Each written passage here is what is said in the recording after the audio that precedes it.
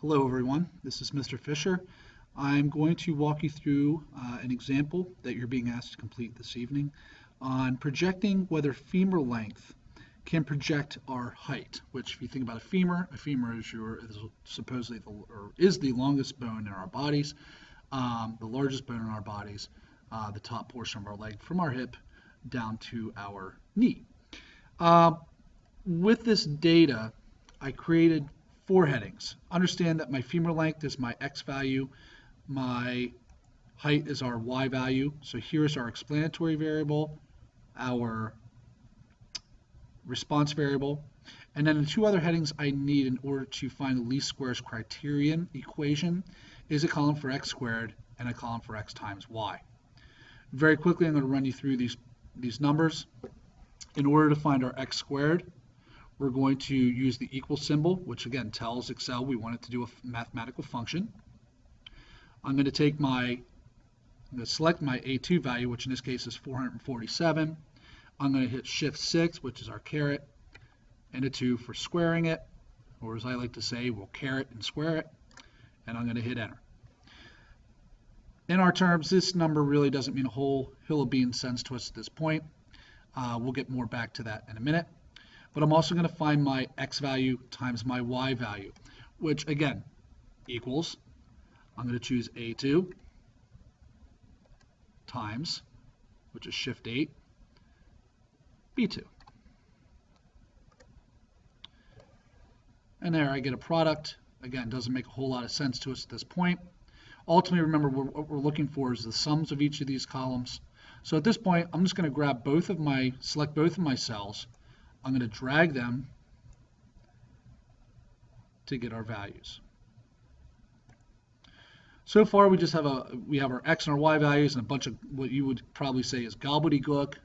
But again, we want these sums. So I'm going to do an auto sum for the first column for my X values. And then I'm going to grab it and I'm going to drag it across for the other 3. There are my sums, gang. Very, very quick, very, very easy.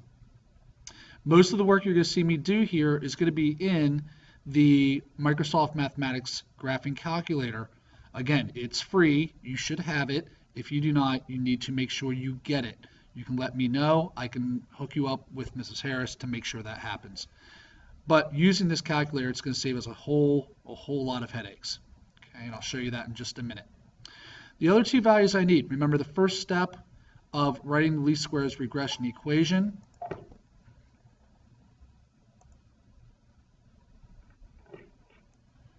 is to find the mean for both our X value and our Y value. That gives us our X bar and our Y bar. So to find X bar, it's just going to be the average of our A2. Be careful you don't select all the values, because if you select all, you'll grab the sum, and that'll greatly mess with your data and throw things off in a horrible way. And Y bar will be our B column.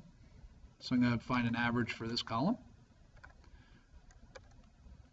B2 to B21, which is my last value in that column.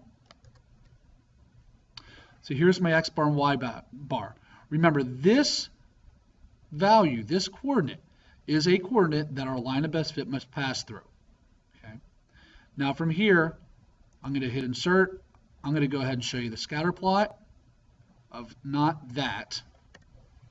My mistake. I'm going to select my data first, not the sums.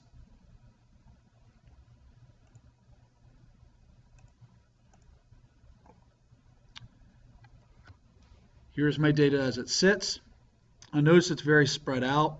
We can adjust the range. If I want my minimum to, let's say, be 400, we could put a break symbol in here. Excel will not do that for you, but we don't need to show anything less than 400 since our least value seems to be above that. So I'm going to make my minimum 400 here. Okay, I did that just by double clicking on the axis.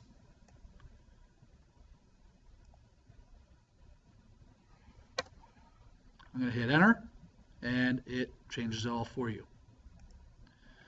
The only other thing I want to do is change the quick format, which is go to quick layout. I want to see the equation as it sits and see what does this equation look like, what should it be. There we go. I can change my chart title. So this could be femur length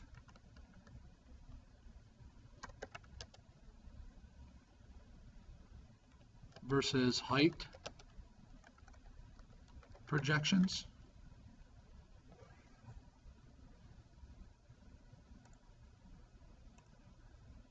The x-axis is our femur length.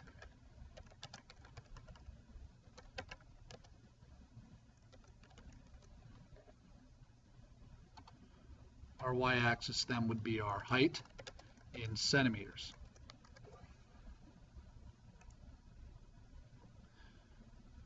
As you can notice, we get a positive slope.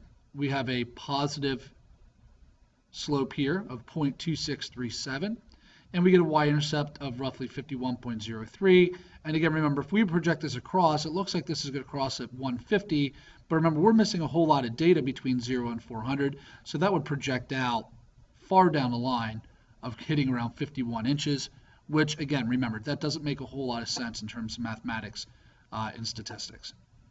From here, the rest of this is solely through Microsoft Math. You should have your formulas already for your slope and your y-intercept, your b value and your a value. So I'm going to run you quickly through those. The Microsoft Math calculator will make it so you do not have to round or worry about rounding, which I highly suggest you don't round. Rounding throws things off, as I've found out in the past, and a lot of times it could even change your slope. Might get a negative slope when we should have a positive slope. Doesn't seem like it might be significant to you, but in the calculator, in terms of the calculations, it can be very significant. So the first value I'm going to find is to take my n, which our sample size in this case was 20.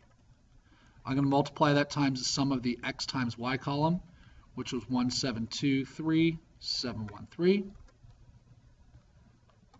And you can record that. You can write it down if you please. We're then going to take the sum of our x value, which was the 9645, times the sum of the y value, which is 3564.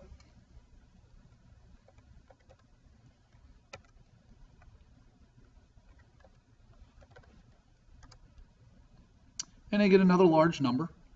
But again, what we're really looking for here is the difference between those two.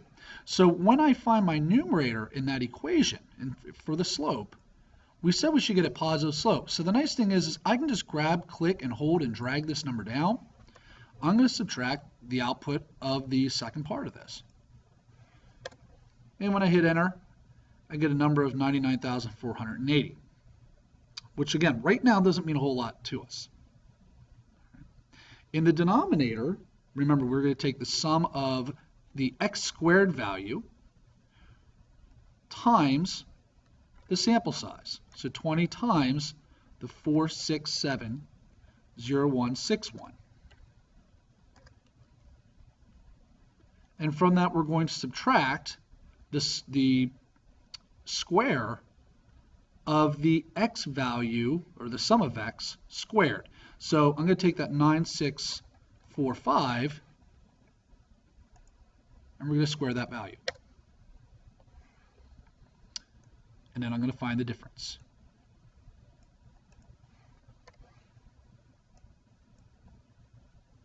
That click and drag feature is pretty cool, huh? One of the reasons I recommend getting this calculator. So as of right now, our denominator is 377,195. The numerator that we got was 99,480. I'm going to go ahead and drag that, and I'm going to divide it by that denominator.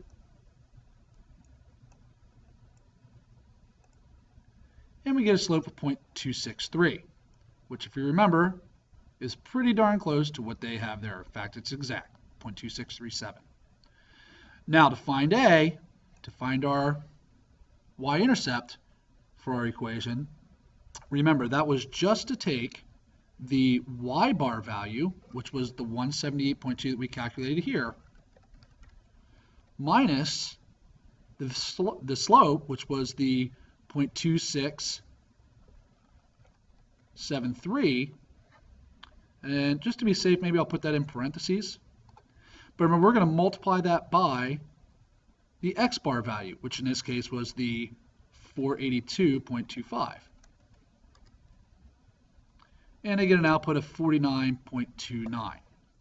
Now, this is slightly different, if you notice, from what they had projected at 51.01. But again, it's probably a rounding issue. It's probably an insignificant difference. So for now, I'm going to assume that that's okay. So when it's all said and done in the end, our final equation, and I'll type it into this box here, should be y, or y hat, is equal to 0.2673x plus 295. Okay. We could certainly round this up to the nearest tenth, but leaving a few of the decimals there allows us to be a little bit more accurate when we want to make a prediction, which again, when we make those predictions, all we're going to do is take the value that we wish.